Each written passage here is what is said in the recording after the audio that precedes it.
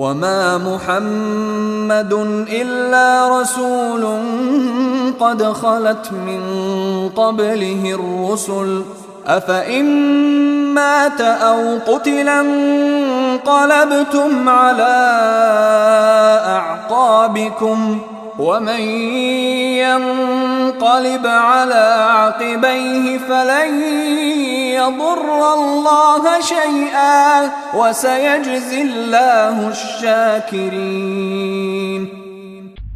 আর মুহাম্মদ একজন রসুল বৈত নয়, তার পূর্বেও বহু রসুল অতিবাহিত হয়ে গেছেন।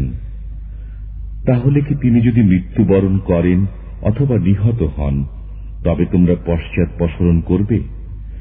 বস্তুত কেউ যদি পশ্চাৎপসরণ করে তবে তাতে আল্লাহর কিছুই ক্ষতি বৃদ্ধি হবে না, আর যারা কৃতজ্ঞ আল্লাহ তাদের সওয়াব দান করবেন।